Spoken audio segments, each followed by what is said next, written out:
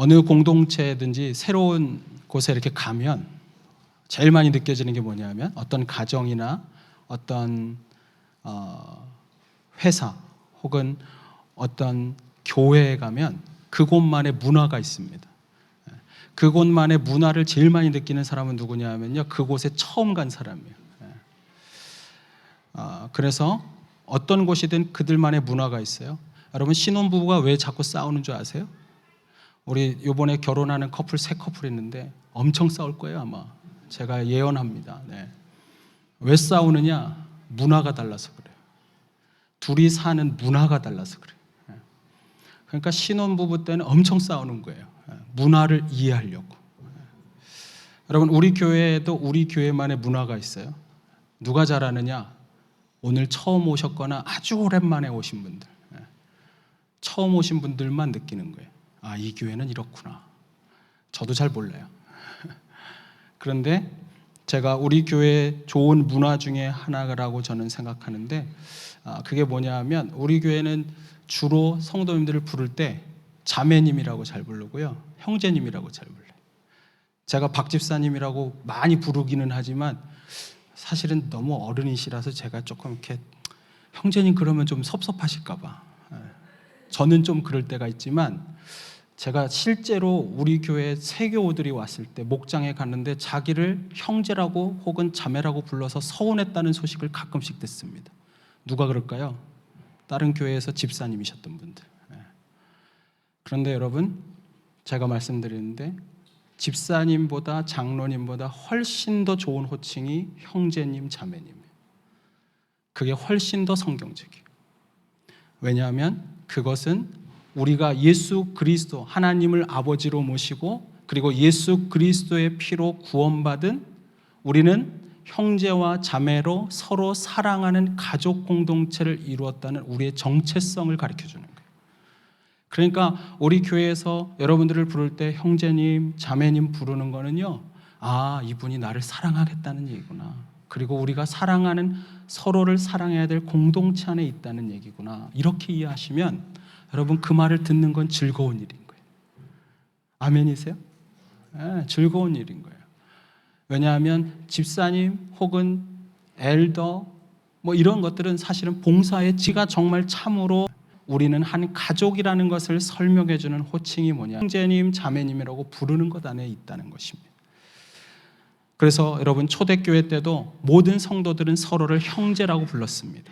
골로새서 1장 2절에 보면 골로새에 있는 성도들 곧 그리스도 안에서 신실한 형제들에게 편지하노니 이렇게 말해요. 데살로니가전서 5장 23, 25절에도 보면 형제들아 우리를 위하여 기도하라. 제가 어저께 이것 때문에 성경 검색을 해봤어요. 성경을 놓고 형제를 쳤더니요 300페이지가 넘게 나왔어요. 성경의 신약에만 형제라는 말이 얼마나 많은지. 여러분, 이 모든 호칭들은 다 가족 공동체라는 거예요. 요즘에 이런 호칭을 부르는 게 교회에서 너무 어색하지 않고 자연스럽고 익숙한 일이지만, 그러나 여러분, 실제로 초대교회에서는 형제와 자매라고 부르는 이 호칭이 실제로는 굉장히 이상한 일이었습니다. 왜냐하면 교회 안에는 그때 당시 로마 사회였던 것을 감안하면 로마 사회 안에는요 주인도 있었고 노예도 있었거든요.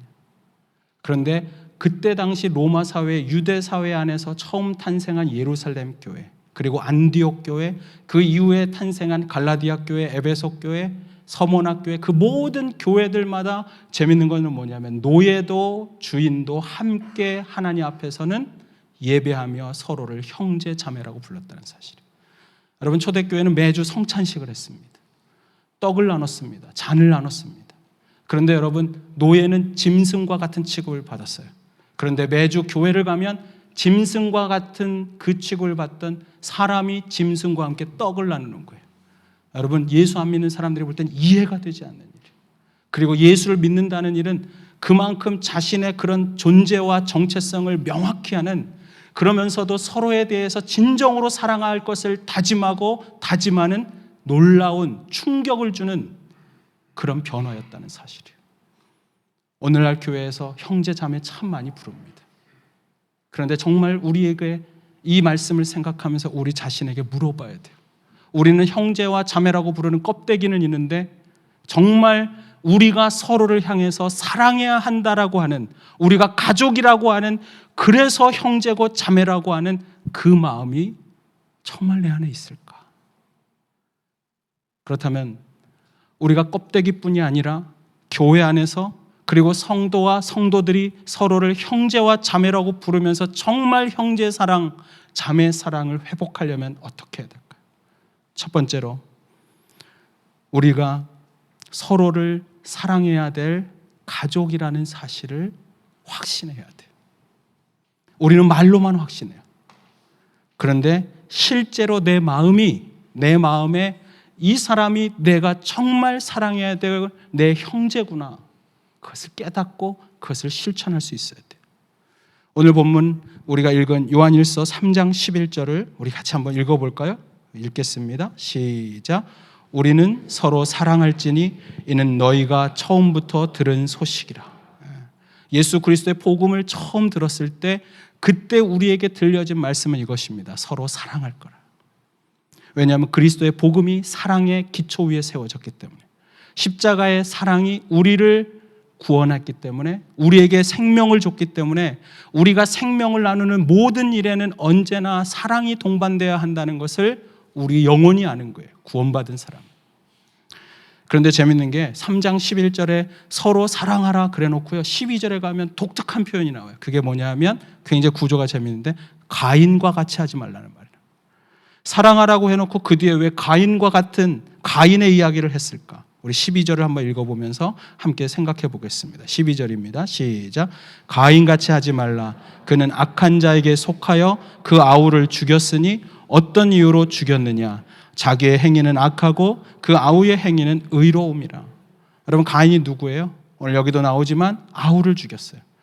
아담과 하와의 타락 이후에 최초의 살인 사건의 범죄자가 가인입니다. 누구 죽였습니까? 자기 가족 죽였어요.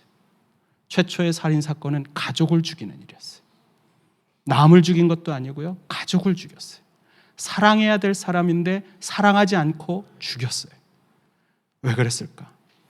그때 가인이 어떤 마음이었을까? 그의 말하는 고백에서 나옵니다. 창세기 4장에 가면 아벨이 그리고 가인이 함께 예배하는 가운데 아벨의 예배를 하나님이 받으셨어요. 성경에 보면 아벨의 제물과 함께 아벨을 받으셨어요. 똑같이 4장 9절에 이렇게 표현합니다. 여호와께서 가인에게 이르시되, 아니 이게 아니네. 네, 제가 지금 순간 헷갈렸어요. 요즘 원고가 잘 안 보여가지고 막 이렇게 했더니, 네. 여러분, 가인의 그런, 저 어디까지 얘기했더라? 가인이 그런 아벨이 제사를 받는 걸 보고 그 다음에 자기가 드리는 제물이 받아지지 않는 거예요. 여러분, 그때 그 마음에 어떤 일이 일어났는가? 그가 안색이 변했어요. 그리고 나서 그가 아벨을 죽입니다. 근데 재밌는 건 뭐냐면 죽이고 났을 때 하나님이 가인에게 가서 동생을 찾아요. 되게 특이하죠? 이거 특이하다고 생각 안 해보셨어요? 여러분, 하나님은요, 여러분의 형제와 자매를 찾습니다. 누구에게서? 나에게서. 가인에게서 찾았어요. 그때 가인이 이렇게 대답해요. 4장 9절입니다. 우리 같이 한번 읽어볼까요? 시작.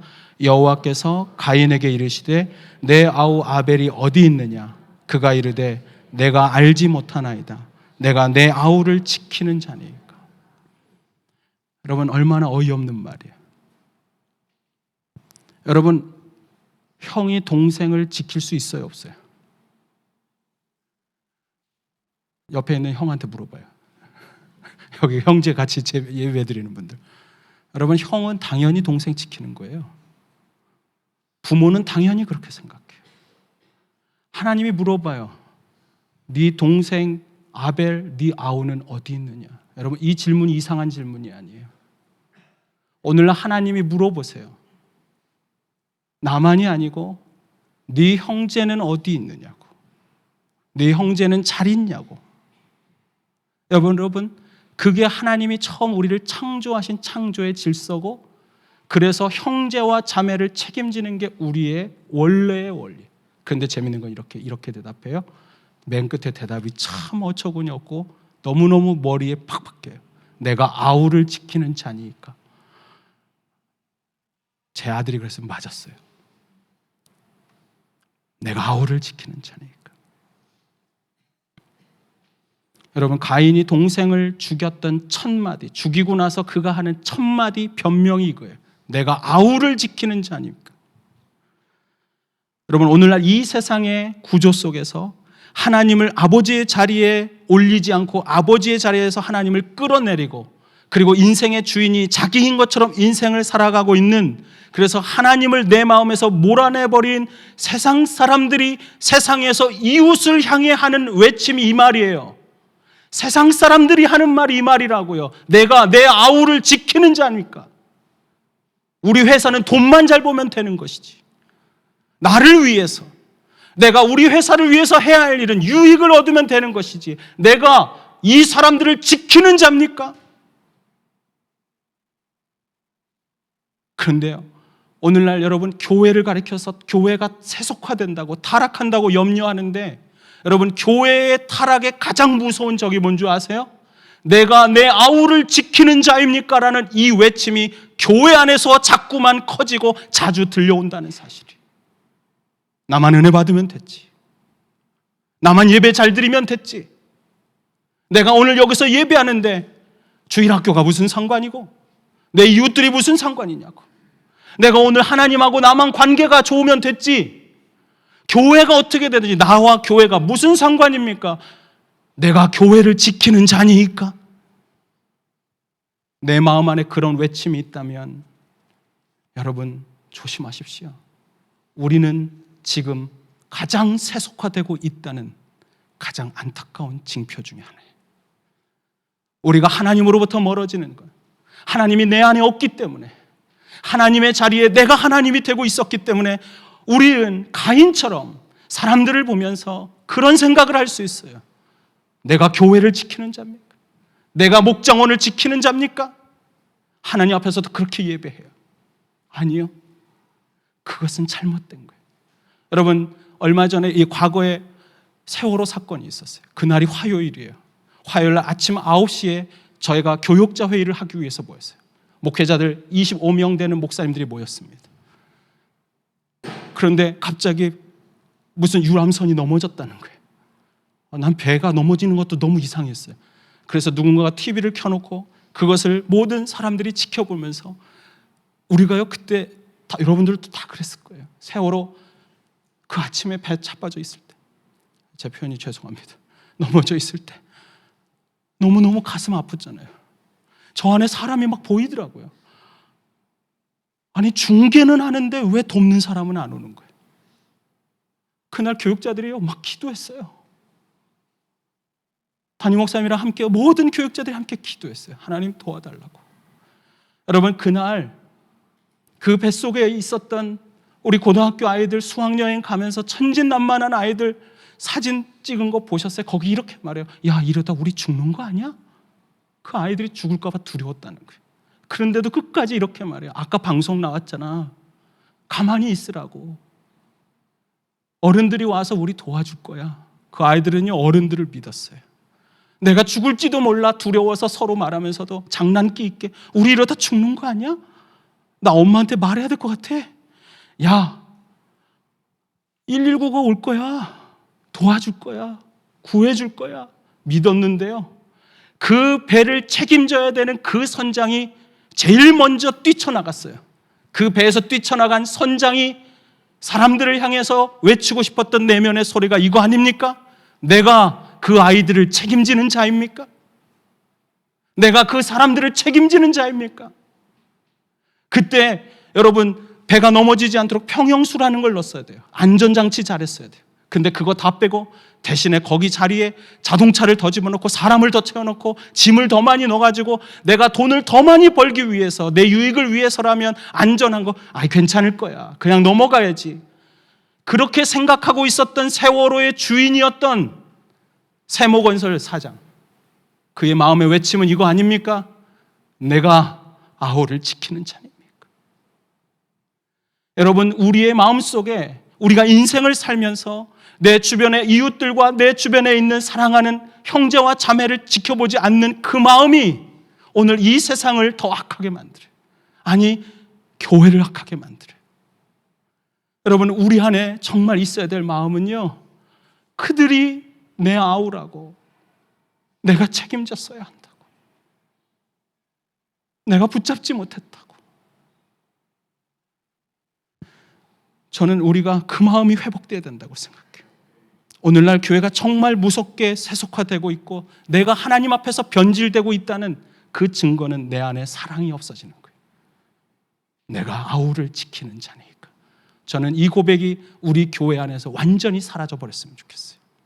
그 마음이 올라올 수 있어요. 그때마다 예수 그리스도의 이름으로 눌러놓으십시오.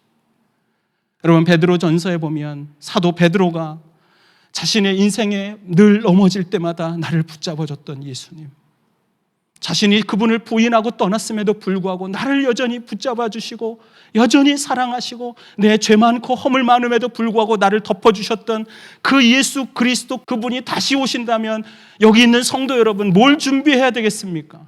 여러분, 뭐 준비해야 되겠어요? 오늘 예수님 오늘 밤에 12시에 다시 오신다면, 밤에 오실지 몰라요. 안 오실지도 모르고. 사도 베드로가 오늘 주님 오신다면 그분 앞에 준비해야 될 것 이렇게 설명했어요. 베드로전서 4장 7절에 만물의 마지막이 가까이 왔으니 그러므로 너희는 정신을 차리고 근신하여 기도하라. 여러분, 말세를 준비하는 성도들의 태도에 있어야 되는 거, 정신 차려야 돼요. 자꾸만 세속적으로 향해 가는 거에서 나를 정신 차리고 영적으로 주님 앞에 붙잡혀 있어야 돼요. 근신해야 돼요. 자신을 돌이켜야 돼요. 기도해야 돼요. 그런데 여러분, 이게 마지막 때를 기다리는 성도의 마지막 경고가 아니에요. 그 다음이 하나 더 있어요. 그 다음 절입니다. 8절에 보면 이렇게 써 있습니다. 무엇보다 뜨겁게 서로 사랑할지니 사랑은 허다한 죄를 덮느니라. 우리가 신앙생활하면서 근신하고 깨어있고 기도하고 예배하는 것 너무 중요하지만 그것보다, 그 무엇보다, 이 모든 것보다 더 중요한 게 있으니 너희는 서로 뜨겁게 사랑할지니라. 여러분, 교회가 해야 될 일은 기도도 해야 되고 예배도 하지만 그게 부시되는 게 아니에요. 그보다 훨씬 더 중요한 거, 서로 사랑하라. 이 사랑의 특징을 이 말씀하는 거예요. 그 다음에 뭐라고 돼 있어요? 사랑은 허다한 죄를 덮느니라. 여러분, 상대방의 연약함을 나의 아픔으로 알고 덮어주는 사람, 상대방의 약한 모습, 허다한 허물을 덮어줄 줄 아는 사람, 여러분, 그게 사랑이라는 거예요. 창세기 9장에 보면 허물을 덮어줬던 좋은 예가 나와요. 여러분, 노아가 그가 어느 날 포도주를 먹다가 너무 많이 드셨어요. 아주 취했어요. 그래서 옷을 다 벗고 주무시는 거예요. 여러분, 과거 사회에서 오늘날도 그렇지만 자기의 벌거벗겨진 모습을 보이는 것은 엄청난 수치가 아닙니까? 엄청난 수치예요. 근데 그 벌거벗겨지고 술 먹고 나부러져 있는 그 모습을 자녀들이 보는 건 얼마나 큰 수치고 허물이 돼요. 그걸 봤어요. 아들이. 함이 봤어요. 함이 아버지의 허물과 실수를 보고 와가지고 말을 한 거예요. 아버지가 벌거벗고 술 취해서 누워있다고. 그 말을 들은 셈과 야벳은 아버지의 수치를 덮어주기를 원했습니다. 그런데 어떻게 들어가요? 뒷걸음질 쳐서 들어가요. 아버지의 수치를, 저는 이런 생각이 들어요. 아버지의 수치를 덮어주려는 좋은 마음이 있었지만 그 아버지의 수치를 보는 순간, 아버지의 허물을 내가 듣는 순간 그분에 대한 존경의 마음이 나도 없어질 수 있다는 나의 연약함 때문에 그는 뒷걸음질 쳐서 그를 보지 않고 허물을 덮어주기를 원했어요. 여러분, 교회라고 하는 데는 그런 거예요. 교회가 다른 어떤 것보다 여러분, 교회 허다한 죄를 덮느니라. 여러분, 교회라는 데는 공의를 세워야 됩니다. 죄를 무시하고 넘어가면 안 돼요. 죄가 잘못된 거 정죄해야 되고 그것에 대해서 바르게 하도록 고쳐야 되는 거, 그것도 교회가 할 일이에요. 그러나 진짜 중요한 건 이거예요. 여러분 안에, 우리 안에, 내 안에 상대방에 대한 사랑의 마음이 없이는 결코 그 사람을 정죄하면 안 돼요. 그 사람을 바르게 하려고 했지만 내 안에 사랑이 없으면 그 사람을 바르게 하는 게 아니라 어떻게 하는 줄 아세요? 비난해요. 그게 인간이에요. 그게 인간이에요. 여러분, 저는 이 말씀을 묵상하면서 노아의 그 허물을 덮어주었던 그 사랑스러운 아들들을 보면서 하나님이 제게 이렇게 물어보는 것 같아요. 박 목사, 너는 목회하면서 성도들의 허물을 덮어주는 자니? 수많은 허물을 듣는데, 수많은 허물을 보는데 너는 그것을 덮어주는 자니? 아니면 함처럼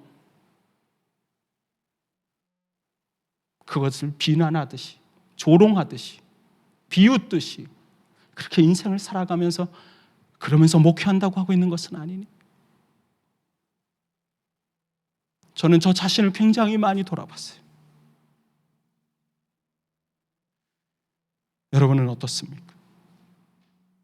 내 주변에 있었던 상대의 허물을, 약점을 나의 아픔으로 알고 또 그것을 들음으로 인해서 내가 넘어질 수 있고 또 다른 목장원이 그 이야기를 듣고 넘어질 수 있기 때문에 오히려 입을 닫고 허물을 덮어주고. 여러분 한번 따라해 보겠습니다. 덜 논리적이고 더 사랑하겠습니다. 여러분, 인생은 논리로 사는 게 아니에요. 교회는 논리가 통하는 데가 아니에요. 세상은 논리로 말하는지 몰라요. 여러분 남편이 내가 뭐 좀 잘못했는데 자꾸 따져봐요. 논리로. 속으로 이런 생각밖에 안 들어요. 그래, 너 말 잘한다, 네 잘났다. 여러분, 그래가지고 사람 변화되지 않아요.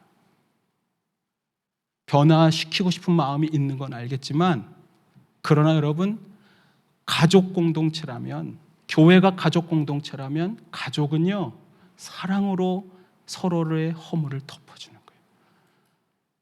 옆에 있는 남편 좀 보세요. 그리고 이렇게 고백하세요. 내가 당신을 덮어줄게요. 하라 그랬는데 다 저만 쳐다보고, 제가 남편도 아닌데 제 아내는 하나밖에 없는데. 여러분 자, 우리 옆에 가족들이 있으니까 서로 가족끼리, 아니 여러분의 가족, 우리 교회 전체 말고 우리 옆 사람하고 인사하세요. 제가 당신의 허물을 덮어주겠습니다. 좀 해보세요. 좀 아들한테 좀 그렇게 얘기해 주세요. 우리 아빠들, 내가 맨날 혼내서 미안한데 나 말이야, 나 사실은 덮어주고 싶었어. 난 들추는 사람 아니야. 여러분, 교회는 그런 데 아니에요. 교회는 그런 데예요.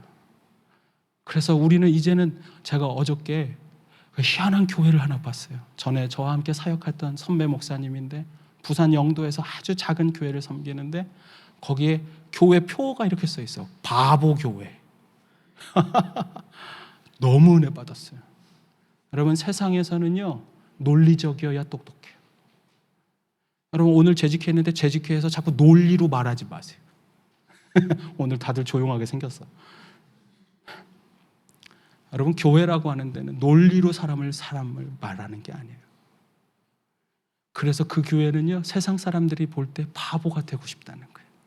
제가 너무 은혜 받은 거예요. 주부한장에도 은혜 받았어요. 와, 이런 교회, 야, 우리 조 목사님 정말 멋지게 사역하시는구나. 우리 옆 사람하고 인사하겠습니다. 제가 그냥 바보가 되겠습니다. 옆 사람하고 인사하세요. 네.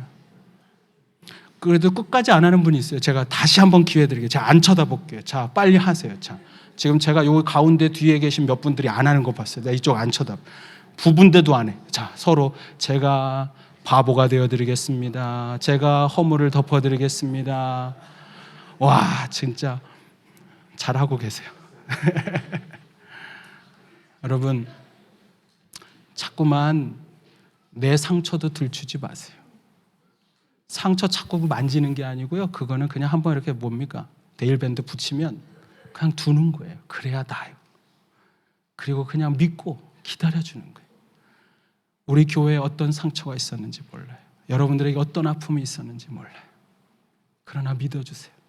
그가 회복될 거예요. 그를 위해 기도해 주세요. 사랑하는 마음으로 그가 온전케 될 것을 믿고 교회라고 하는 것은 논리가 아니고 이성적으로 하는 데가 아니고 이곳은 내가 더 많이 사랑하라고 나를 부르셨구나. 그리고 내가 허물이 있을 때 나를 사랑으로 덮으라고. 그래서 하나님이 어쩌자고 지구촌교회로 날 보내주셨나. 하나님 감사합니다. 저를 덮어줄 수 있는 형제와 자매가 참 많이 있습니다. 여러분 그 마음으로 기다려주고 감싸주면 우리는 정말 상처를 회복할 수가 있어요.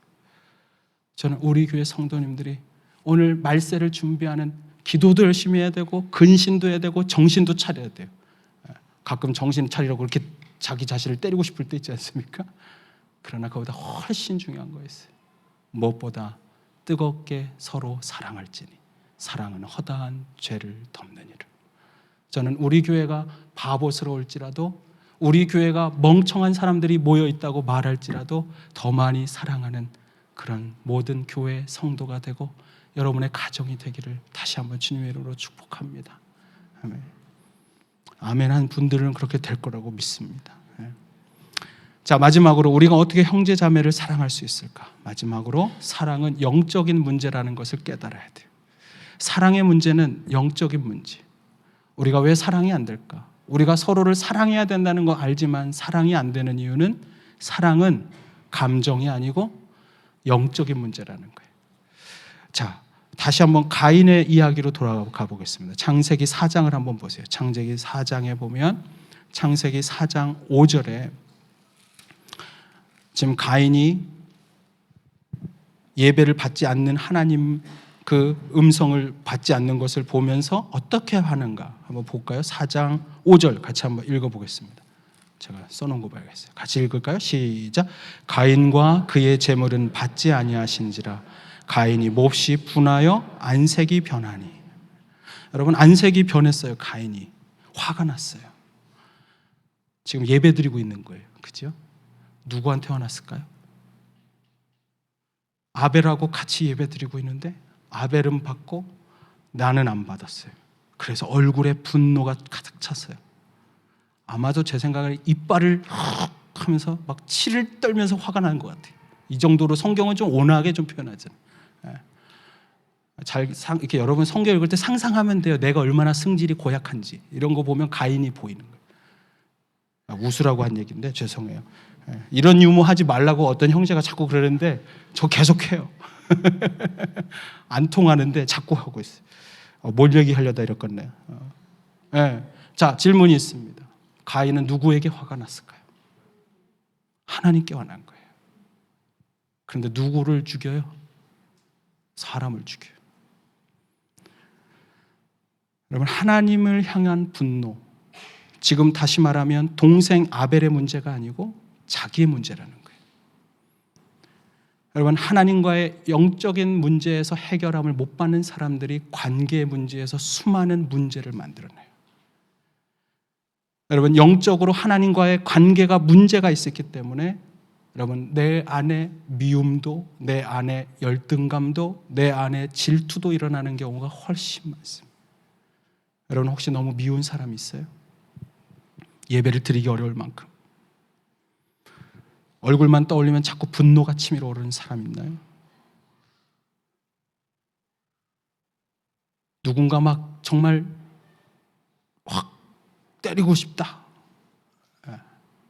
여러분 그런 마음이 드는 사람이 있다면 중요한 건 이것입니다. 그 사람과의 관계 이전에 나와 하나님과의 관계를 먼저 점검하라는 것입니다. 수많은 인간관계의 문제는 사실은 영적인 문제예요. 여러분 세상에서 왜 아까 같이 그런 내가 내 아우를 지키는 자니까의 외침이 왜 나오는 줄 아세요? 그들의 마음속에 하나님과의 관계가 없기 때문에 그렇습니다. 여러분 우리가 왜 사랑하지 못할까? 하나님과의 관계 때문이에요. 그런데 오늘 말씀을 읽으면서 제가 묵상이 되는 거예요. 어제도 기도했어요. 요한일서 3장 16절을 표준 세번역으로 읽으면 이렇게 됩니다. 그리스도께서는 우리를 위하여 자기의 목숨을 버리셨습니다. 이것으로 우리가 사랑을 알게 되었습니다. 그러므로 우리는 형제 자매를 위하여 목숨을 버리는 것이 마땅합니다. 이 말씀을 읽는데 제 마음이 너무 괴로운 거예요. 내가 예수 그리스도께서 나를 사랑하시고 목숨을 버리는 생명을 버린 사랑으로 구원받았는데, 내가 그거 알고 있는데, 그래서 성경은 말하잖아요. 그러므로 우리는 형제 자매를 위하여 목숨을 버리는 게 마땅하다 그러는데, 어제 설교를 준비하면서 하나님 앞에 무릎 꿇는데, 그런 거야. 하나님, 내 영적인 상황은, 내 수준은 그 형제를 위해서 내 생명을 버릴 만큼 나는 그만한 수준이 안 돼. 나는 완전한 사랑을, 하나님의 이 사랑을 증거하겠다고 목회자로 서 있으면서도 그것을 정말 내 마음으로 사랑하기에는 내 지금의 상처가, 내 지금의 모습이, 내 영적인 수준이 그 정도가 되지 않아서 너무너무 괴로운 거예요. 하나님 앞에 그랬어요. 하나님, 이거 왜 설교하게 하십니까?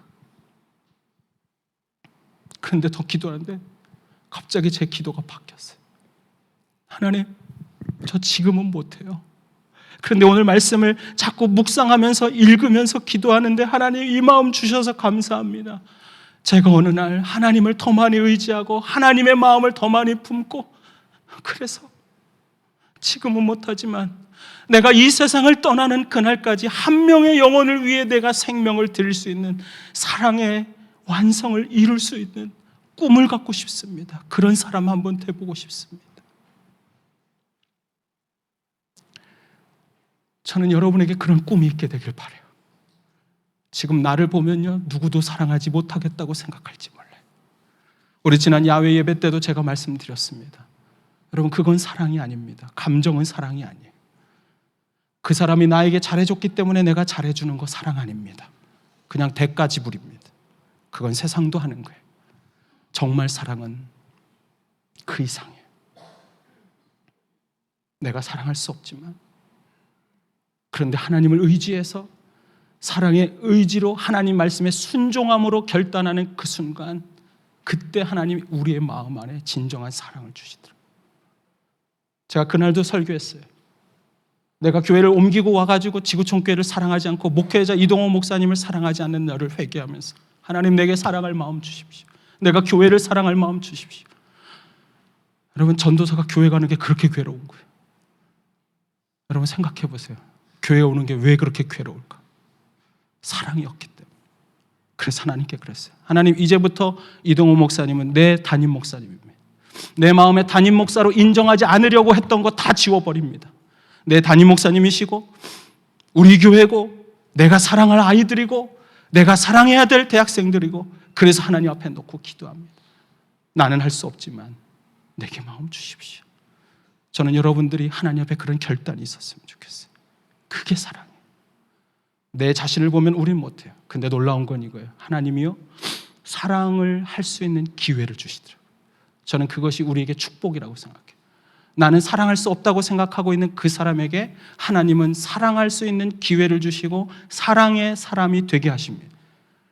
어제 기도하다가 떠올랐어요. 사도행전에 있는 말씀. 사도행전에 보면 사랑하지 않으려고 했다가 사랑하는 사람이 나오더라고요. 여러분, 사도행전 9장에 보면 하나님께서 그 포악한 사울을, 그리스도인들을 잡아서 핍박하고 죽이는 사울을 위대한 사도 바울로 변화시키는 과정에서요, 그냥 하나님이 얼마든지 할 수 있는데 그 변화의 과정에 아나니아를 불렀어요. 아나니아를. 사도행전 9장 10절입니다. 우리 한번 찾아볼까요? 사도행전, 성경 가져오신 분들 한번 찾아보세요. 사도행전 9장 10절부터 11절. 우리 같이 한번 한 목소리로 읽겠습니다. 사도행전 9장 10절 시작. 그때 다메섹에 아나니아라 하는 제자가 있더니 주께서 환상 중에 불러 이르시되 아나니아야 하시거늘 주여 내가 여기 있나이다 하니 주께서 이르시되 일어나 직가라 하는 거리로 가서 유다의 집에서 다섯 사람 사울이라 하는 사람을 찾으라. 그가 기도하는 중이라. 여러분, 이 말을 들을 때 얼마나 놀랐을까요? 지금 내 형제 자매들을 계속 핍박하고 죽이고 있고 스데반 집사도 죽었는데 그 일을 하고 있었던 사람, 그래서 그리스도인들을 다 잡아 죽이려고 쫓아오고 있었던 그 사람을 하나님이 말씀하는 거예요. 가라고, 찾아가라고, 그리고 그를 위하여 축복하며 기도하라고. 여러분, 얼마나 아나니아가 당황했겠어요? 얼마나 황당했겠어요? 그래서 아나니아가 이렇게 대답합니다. 13절이에요. 아나니아가 대답하되 주여 이 사람에 대하여 내가 여러 사람에게 듣사온즉 그가 예루살렘에서 주의 성도에게 적지 않은 해를 끼쳤나이다 하더니, 지금 성경이라 완화됐죠. 이렇게 말하는 거예요. 하나님 모르십니까? 우리 형제들을 죽였던 원수입니다. 나의 원수이기도 합니다. 근데 중요한 건 자신의 그런 마음과 감정을 누르고 하나님의 말씀에 순종한 그 순간, 여러분, 아나니아의 손을 통해서 위대한 바울이 탄생했습니다. 하나님께서 얼마든지 홀로 바울을 만드실 수 있었지만 아나니아를 당신의 동력자로 부르셨어요. 저는 지금도 하나님은 우리를 향해 그런 부르심이 있다고 생각해요. 제가 이 말씀을 묵상하면서 이런 생각이 들었어요. 왜 하필 아나니아였을까? 예루살렘에 그렇게 핍박받고, 그래서 바울에 대해서, 사울에 대해서 분노하고 미워하고 그리고 피하고 싶은 사람이 얼마나 많았을까? 그런데 왜 아나니아였을까? 제가 속으로 갑자기 이런 생각이 드는 거예요. 가장 미워한 사람, 사울을 가장 미워했던 사람, 그래서 지금 용서회라고 하는 이것을 통해 그리스도의 사랑으로 자신이 바뀌지 않으면 안 될 사람, 하나님은 사울을 바울로 바꾸셨지만 아나니아를 진정한 용서의 사람으로 바꾸시는 일을 하기 위해서 그 일에 아나니아를 부르셨구나. 오늘 여러분을 부르고 있지 않을까요? 오늘 언제까지 우리가 신앙생활하면서 내 안에 미움과 질투와 분노와 용서하지 못하는 마음을 갖고 계속해서 신앙생활하겠어요? 하나님이 어느 날 그 아나니아와 같은 우리를 보면서 저는 오셔서 말씀해 주시기를 원합니다. 오늘 이 예배 때 말했으면 좋겠어요. 하나님, 사랑하라고. 하나님, 내 원수인데요, 내가 정말 미워할 수밖에 없는데요, 하나님은 말하는 거예요. 그러면 너를 통해 위대한 당신의 하나님의 사람이 탄생할 거라고. 사랑하는 성도 여러분, 용서의 문제는 내 감정을 의지하는 게 아니에요. 내 마음이 좋아질 때까지 기다리는 일이 아니에요. 하나님의 말씀에 순종해서 주님을 의지하여 결단하는 그 순간, 하나님이 결단하고 순종하는 우리에게 사랑의 마음도 함께 주신다는 사실이에요. 저는 여러분들이 여러분 주변에 수많은 미래의 바울처럼 쓰임받을 사람들, 그들을 변화시키는 일에 여러분들이 하나님의 부르심에 순종해서 아나니아와 같은 용서의 도구, 사랑의 통로가 될 수 있기를 주님의 이름으로 축원합니다. 저는 우리 교회에 정말 아나니아가 많이 나왔으면 좋겠어요. 해밀턴의 한인 사회 속에서, 그리고 이 땅에 살아가는 수많은 사람들의 아픔을 치유해주고 회복시켜주고 용서해주는, 여러분, 우리 교회가 이 땅에 아나니아가 될 수 있지 않을까요? 여러분들이 위대한 사도 바울처럼 엄청난 일을 하겠다고 나설 수는 없을지 모르지만, 그러나 오늘 하나님 앞에 정말 내가 하나님 앞에 나아가는데 걸림돌이 되고 있는 그 한 사람을 품으려고 하고 하나님 앞에 순종하려고 하고 사랑하겠다고 다짐한 그 순간, 우리는 또 다른 하나님의 위대한 영웅들을 탄생하게 하는 그런 놀라운 사랑의 통로요, 용서의 도구가 될 줄로 믿습니다. 저는 여러분 안에 그런 일이 있었으면 좋겠어요. 여러분, 교회 안에서 나랑 스타일 다르다고 비난하지 마세요. 나보다 목소리 크다고 그 사람 깎아내리려고 하지 마세요. 여러분, 아까 제가 말씀드렸는데 신혼부부 엄청 싸울 거라 그랬어요. 이제 안 싸우는 법 가르쳐 드릴게요. 이제 우리 예슬이 잘들 안 싸우는 법. 새 커플 안 싸우는 법 이겁니다. 나와 다른 것을 축복으로 여기는 거예요.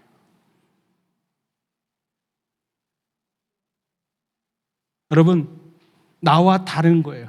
나에게는 강점도 있고 약점이 있어요. 근데 내가 매력을 느낀 이유는 나의 약점을 얼마든지 커버할 수 있도록 하나님이 보내주셨기 때문에 매력을 느끼고 만난 거예요. 만약에 똑같아봐요. 여러분, 우리 교회 공동체에 있는 사람들이 강점이 다 똑같아. 성격도 다 비슷하고 약점도 똑같아요. 그러면요, 우리 교회는요, 사탄의 밥되기 딱 좋아요.